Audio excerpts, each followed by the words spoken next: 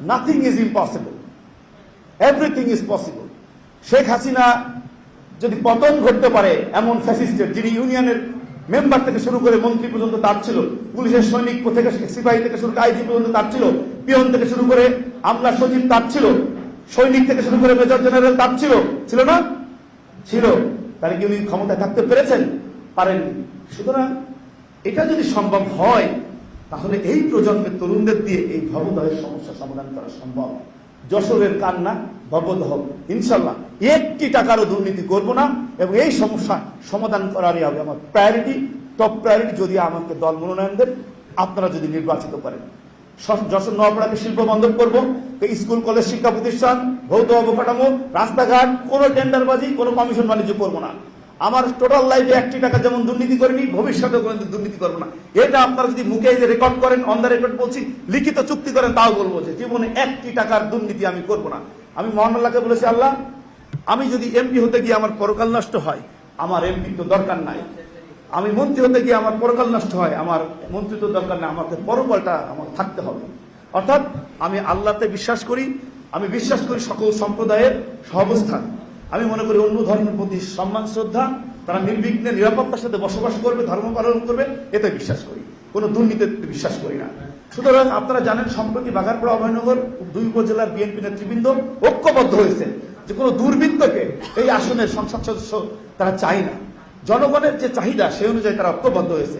তাদের চাহিদাকে মাথায় রেখে আমি এই আসনে কাজ করতে চাই। আমি আপনাদেরকে বলতে চাই, আমি যদি দল আমাকে মনোনয়ন দেন আর আমি যদি জনগণের ভোটে নির্বাচিত হই, আমি কোনোদিন টিআর কাবিখা ভোট বরাদ্দর একটি টাকা দুর্নীতি করব না। স্কুল কলেজ মাদ্রাসায় নিয়োগ বাণিজ্য করব না। সেখান থেকে কোনো একটি টাকা সিগনেচার দিয়ে কারোর কাছে সভাপতি বানিয়ে কোনো দলের উপজেলা চেয়ারম্যান, ইউনিয়নের চেয়ারম্যান কমিটি বিক্রি করব না। কোনো পদ পদবী উপজেলা চেয়ারম্যান বিক্রি করব না। জনগণ সুন্দর সকল সম্প্রদায় স্বাভাবিকভাবে জীবনযাপন করবে, নিরাপদে জীবনযাপন করবে।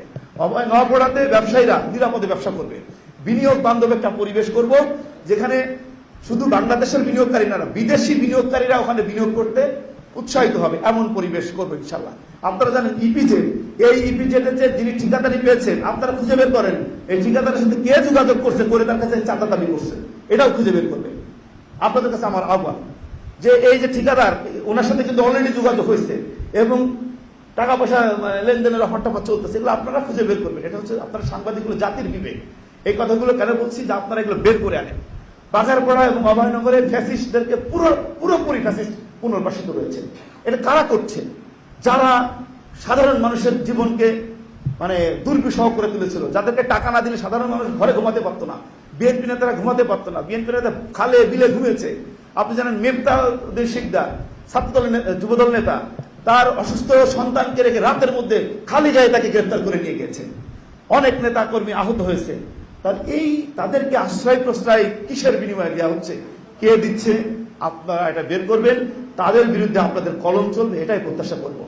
আমি বাঘারপাড়া উপজেলা এবং অভয়নগর উপজেলা বিএনপি নেতৃবৃন্দ, সিনিয়র নেতৃবৃন্দ, হিন্দু সম্প্রদায়ের যে পরিবেশ কুমার রয়েছে, উনি রাজবংশী সম্প্রদায়ের সাধারণ সম্পাদক, আরো 2জন আছেন হিন্দু নেতৃবৃন্দ, তাদের সাথে যোগাযোগ করে দেখেছি। তারা এই সমস্ত নেতৃবৃন্দর মাধ্যমে তারা সিকিউর ফিল করেন না।